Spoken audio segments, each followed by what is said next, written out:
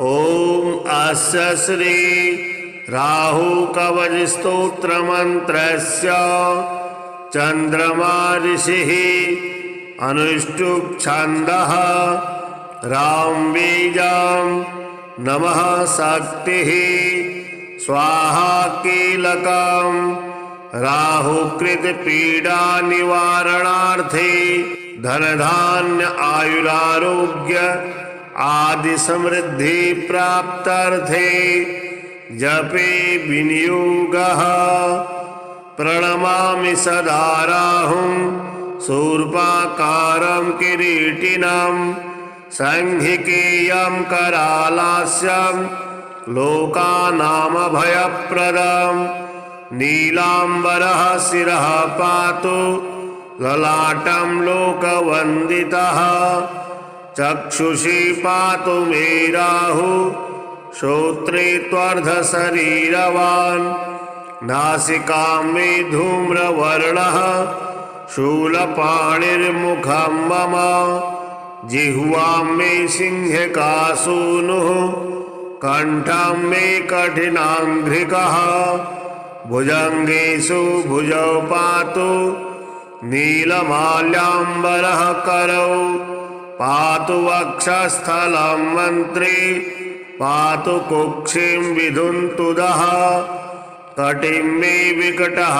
पातु उरु मे सुरपूजितः स्वरभानुर्जानुनी पातु जङ्घे मे पातु जाड्यः गुल्फो ग्रहपतिः पातु पादौ मे भीषणाकृतिः सर्वाण्याङ्गानि मे पातु नीलचन्दनभूषणः राहुरिदं कवचमृद्धिदवस्तुदाम्यो भक्त्या पठन्नुदिनं नियतः शुचिः सन् प्राप्नोति कीर्तिमतुलां श्रियमृद्धिमायुरारोग्यमात्मविजयं च हि तत्प्रसादात्। ओम अस्य श्री राहु कवच स्तोत्र मंत्रस्य चंद्रमा ऋषिः अनुष्टुप् छन्दः राम बीजं नमः शक्तिः स्वाहा कीलकं राहुकृत पीडा निवारणार्थे धन धान्य आयुरारोग्य आदि समृद्धि प्राप्त्यर्थे जपे विनियोगः।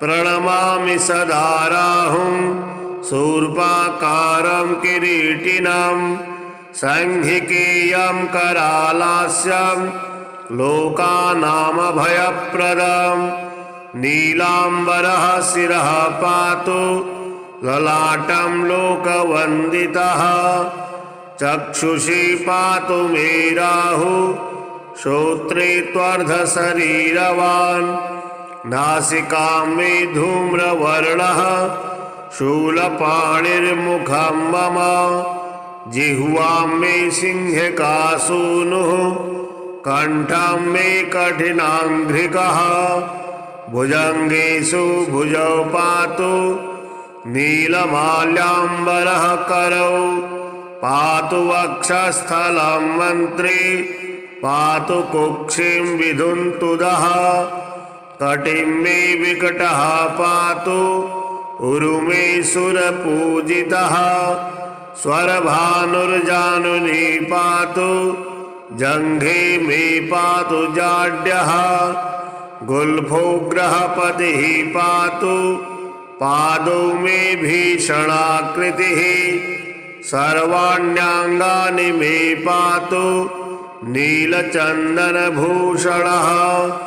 राहुरिदं कवचमृद्धिदवस्तुदाम्यो भक्त्या पठन्नुदिनं नियतः शुचिः सन् प्राप्नोति कीर्तिमतुलां श्रियमृद्धिमायुरारोग्यमात्मविजयं च हि तत्प्रसादात्। ओम अस्य श्री राहु कवच स्तोत्र मंत्रस्य चंद्रमा ऋषिः अनुष्टुप् छन्दः रामबीजं नमः शक्तिः स्वाहा कीलकं राहुकृत पीडा निवारणार्थे धनधान्य आयुरारोग्य आदि समृद्धि प्राप्त्यर्थे जपे विनियोगः प्रणमामि सदा राहुं शूर्पाकारं किरीटिनं संहिकेयं करालास्यं लोकानामभयप्रदं नीलाम्बरः शिरः पातु ललाटं लोकवन्दितः चक्षुषी पातु मे राहु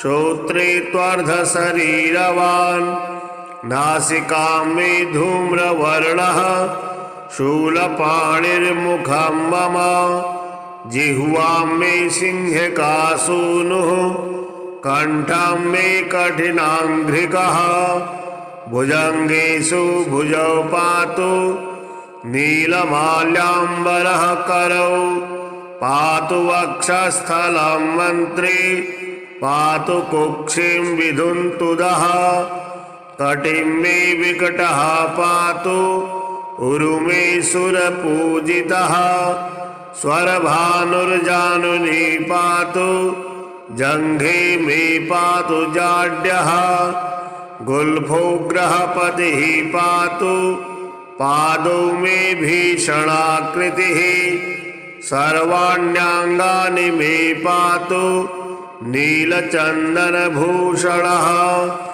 राहुरिदं कवचमृद्धिदवस्तुदाम्यो भक्त्या पठन्नुदिनं नियतः शुचिः सन् प्राप्नोति कीर्तिमतुलां श्रियमृद्धिमायुरारोग्यमात्मविजयं च हि तत्प्रसादात्। ॐ अस्य श्री राहुकवचस्तोत्रमन्त्रस्य चन्द्रमा ऋषिः अनुष्टुप् छन्दः रामबीजं नमः शक्तिः स्वाहा कीलकं राहुकृत पीडा निवारणार्थे धनधान्य आयुरारोग्य आदि समृद्धि प्राप्त्यर्थे जपे विनियोगः प्रणमामि सदा राहुं शूर्पाकारं किरीटिनं संहिकेयं करालास्यं लोकानामभयप्रदं नीलाम्बरः शिरः पातु ललाटं लोकवन्दितः चक्षुषी पातु मे राहु श्रोत्रे त्वर्धशरीरवान् नासिकां मे धूम्रवर्णः शूलपाणिर्मुखं मम जिह्वां मे सिंहकासूनुः कण्ठं मे कठिनाङ्घ्रिकः भुजङ्गेषु भुजौ पातु नीलमाल्याम्बरः करौ पातु वक्षस्थलं मन्त्री पातु कुक्षिं विधुन्तुदः कटिं मे विकटः पातु उरुमे सुरपूजितः स्वरभानुर्जानुनी पातु जङ्घे मे पातु जाड्यः गुल्फो ग्रहपतिः पातु पादौ मे भीषणाकृतिः सर्वाण्याङ्गानि मे पातु नीलचन्दनभूषणः राहुरिदं कवचमृद्धिदवस्तुदाम्यो भक्त्या पठन्नुदिनं नियतः शुचिः सन् प्राप्नोति कीर्तिमतुलां श्रियमृद्धिमायुरारोग्यमात्मविजयं च हि तत्प्रसादात्।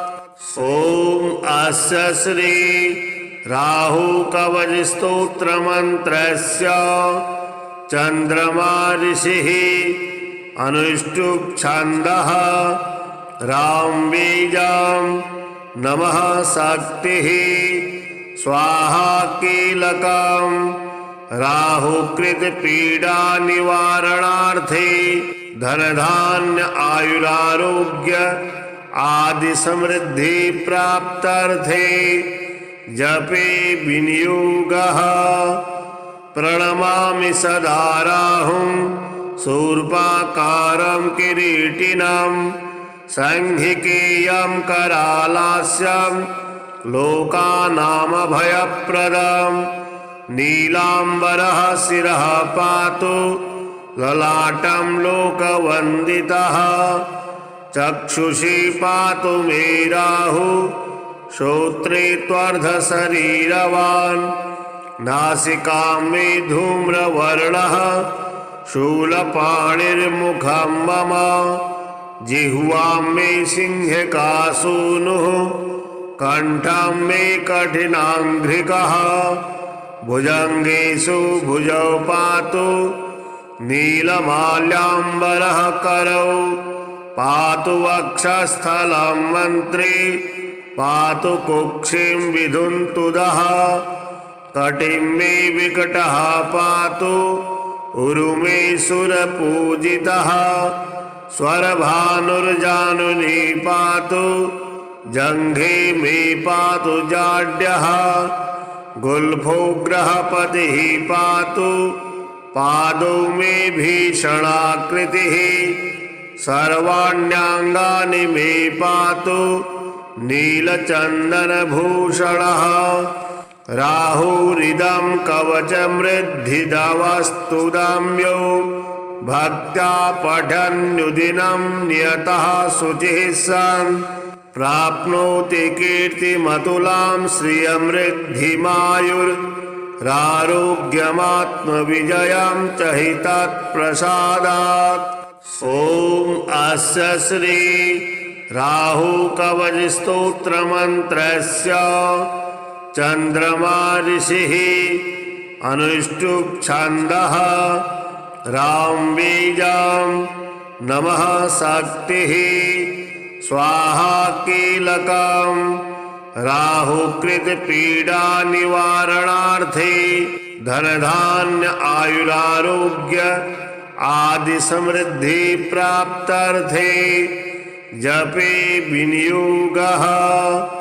प्रणमामि सदा राहुं शूर्पाकारं किरीटिनं संहिकेयं करालास्यं लोकानामभयप्रदम्।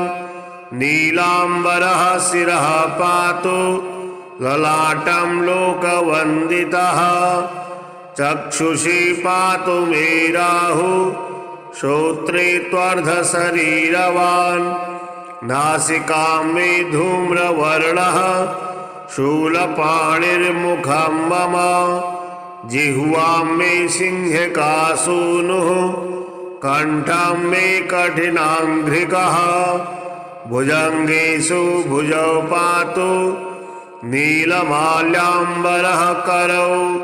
पातु वक्षस्थलं मन्त्री पातु कुक्षिं विधुन्तुदः। कटिं मे विकटः पातु उरुमे सुरपूजितः। स्वरभानुर्जानुनी पातु जङ्घे मे पातु जाड्यः। गुल्फो ग्रहपतिः पातु पादौ मे भीषणाकृतिः। सर्वाण्याङ्गानि मे पातु नीलचन्दनभूषणः। राहुरिदं कवचमृद्धिदवस्तुदाम्यो भक्त्या पठन्नुदिनं नियतः शुचिः सन्। प्राप्नोति कीर्तिमतुलां श्रियमृद्धिमायुरारोग्यमात्मविजयं च हि तत्प्रसादात्। ॐ अस्य श्री राहुकवचस्तोत्रमन्त्रस्य चन्द्रमा ऋषिः अनुष्टुप् छन्दः रामबीजं नमः शक्तिः।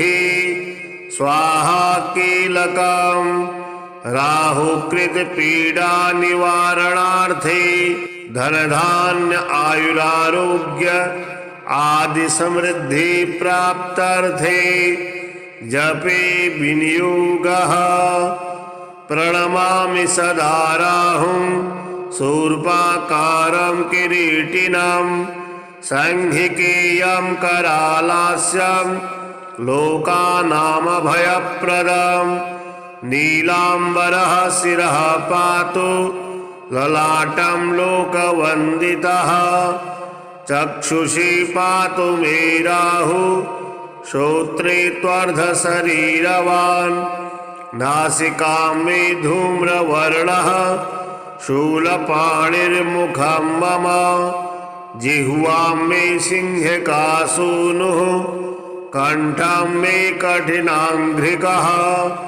भुजङ्गेषु भुजौ पातु नीलमाल्याम्बरः करौ। पातु वक्षस्थलं मन्त्री पातु कुक्षिं विधुन्तुदः। कटिं मे विकटः पातु उरुमे सुरपूजितः। स्वरभानुर्जानुनी पातु जङ्घे मे पातु जाड्यः। गुल्फो ग्रहपतिः पातु पादौ मे भीषणाकृतिः।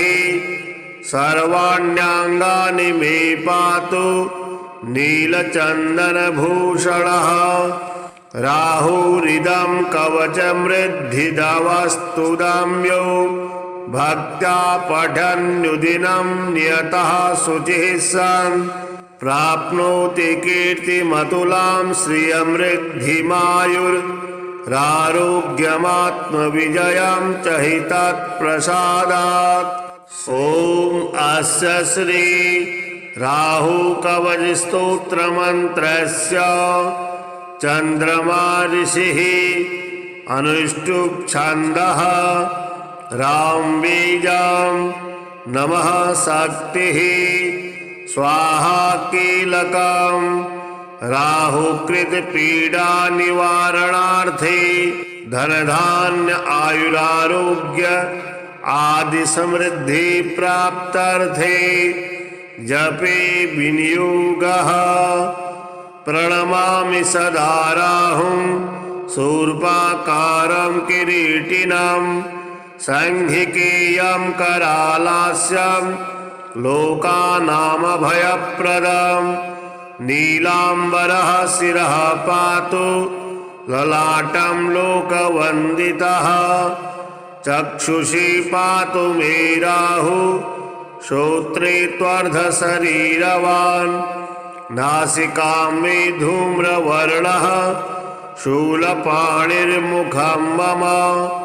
जिह्वां मे सिंहकासूनुः कण्ठं मे कठिनाङ्घ्रिकः। भुजङ्गेषु भुजौ पातु नीलमाल्याम्बरः करौ। पातु वक्षस्थलं मन्त्री पातु कुक्षिं विधुन्तुदः। कटिं मे विकटः पातु उरुमे सुरपूजितः।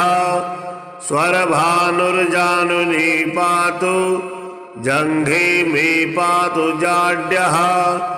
गुल्फो ग्रहपतिः पातु पादौ मे भीषणाकृतिः। सर्वाण्याङ्गानि मे पातु नीलचन्दनभूषणः।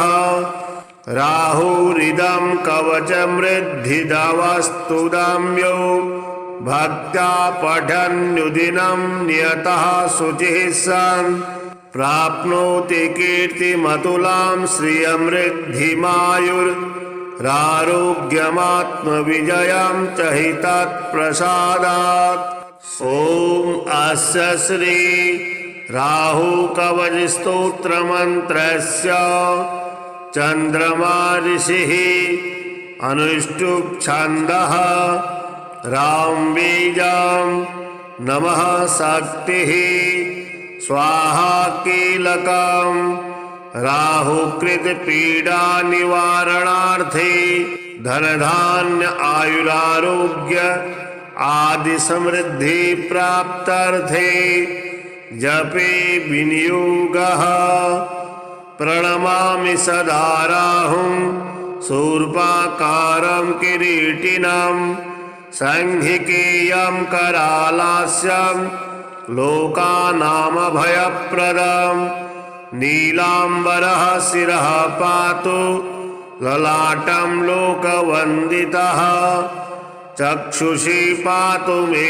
राहुः श्रोत्रे त्वर्धशरीरवान् नासिकां मे धूम्रवर्णः शूलपाणिर्मुखं मम जिह्वां मे सिंहकासूनुः कण्ठं मे कठिनाङ्घ्रिकः भुजङ्गेषु भुजौ पातु नीलमाल्याम्बरः करौ पातु वक्षस्थलं मन्त्री पातु कुक्षिं विधुन्तुदः कटिं मे विकटः पातु उरुमे सुरपूजितः स्वरभानुर्जानुनी पातु जङ्घे मे पातु जाड्यः गुल्फो ग्रहपतिः पातु पादौ मे भीषणाकृतिः सर्वाण्याङ्गानि मे पातु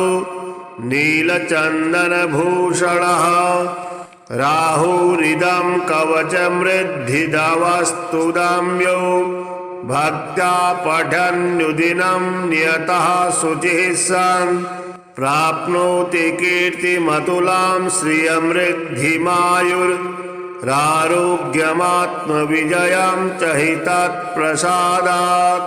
ॐ अस्य श्री राहुकवचस्तोत्रमन्त्रस्य चन्द्रमा ऋषिः अनुष्टुप् छन्दः रामबीजं नमः शक्तिः स्वाहा कीलकं राहुकृतपीडानिवारणार्थे धनधान्य आयुरारोग्य आदि समृद्धि प्राप्त्यर्थे जपे विनियोगः प्रणमामि सदा राहुं शूर्पाकारं किरीटिनं संहिकेयं करालास्यं लोकानामभयप्रदं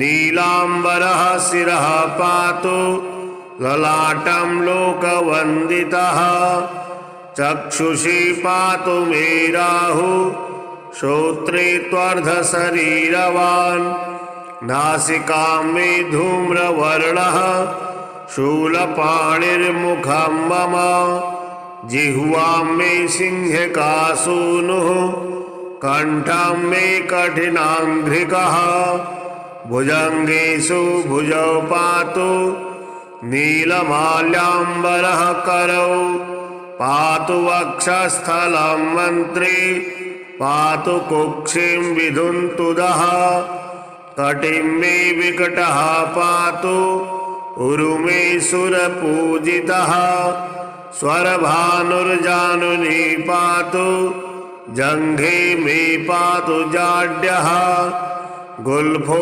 ग्रहपतिः पातु पादौ मे भीषणाकृतिः सर्वाण्याङ्गानि मे पातु नीलचन्दनभूषणः राहुरिदं कवचमृद्धिदवस्तुदाम्यो भक्त्या पठन्नुदिनं नियतः शुचिः सन् प्राप्नोति कीर्तिमतुलां श्रियमृद्धिमायुरारोग्यमात्मविजयं च हि तत्प्रसादात्। ॐ अस्य श्री राहुकवचस्तोत्रमन्त्रस्य चन्द्रमा ऋषिः अनुष्टुप् छन्दः रामबीजं नमः शक्तिः स्वाहा कीलकं राहुकृतपीडानिवारणार्थे धनधान्य आयुरारोग्य आदि समृद्धि प्राप्त्यर्थे जपे विनियोगः प्रणमामि सदा राहुं शूर्पाकारं किरीटिनं संहिकेयं करालास्यं लोकानामभयप्रदं नीलाम्बरः शिरः पातु ललाटं लोकवन्दितः चक्षुषी पातु मे राहुः श्रोत्रे त्वर्धशरीरवान् नासिकां मे धूम्रवर्णः शूलपाणिर्मुखं मम जिह्वां मे सिंहकासूनुः कण्ठं मे कठिनाङ्घ्रिकः भुजङ्गेषु भुजौ पातु नीलमाल्याम्बरः करौ पातु वक्षस्थलं मन्त्री पातु कुक्षिं विधुन्तुदः कटिं मे विकटः पातु उरुमे सुरपूजितः स्वरभानुर्जानुनी पातु जङ्घे मे पातु जाड्यः गुल्फो ग्रहपतिः पातु पादौ मे भीषणाकृतिः सर्वाण्याङ्गानि मे पातु नीलचन्दनभूषणः राहुरिदं कवचमृद्धिदवस्तुदाम्यो भक्त्या पठन्नुदिनं नियतः शुचिः सन् प्राप्नोति कीर्तिमतुलां श्रियमृद्धिमायुरारोग्यमात्मविजयं च हि तत्प्रसादात्। ॐ अस्य श्री राहुकवचस्तोत्रमन्त्रस्य चन्द्रमा ऋषिः अनुष्टुप् छन्दः राम बीजं नमः शक्तिः स्वाहा कीलकं राहुकृत पीडा निवारणार्थे धनधान्य आयुरारोग्य आदि समृद्धि प्राप्त्यर्थे जपे विनियोगः। प्रणमामि सदा राहुं शूर्पाकारं किरीटिनं संहिकेयं करालास्यं लोकानामभयप्रदं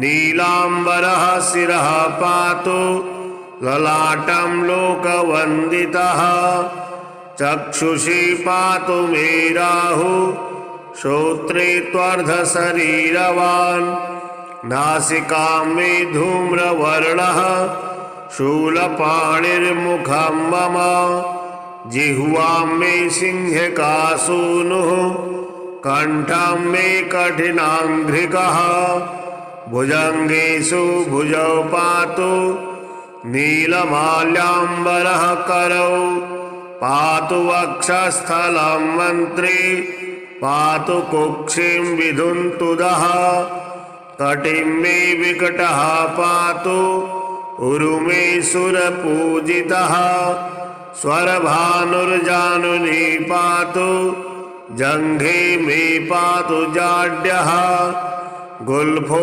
ग्रहपतिः पातु पादौ मे भीषणाकृतिः सर्वाण्याङ्गानि मे पातु नीलचन्दनभूषणः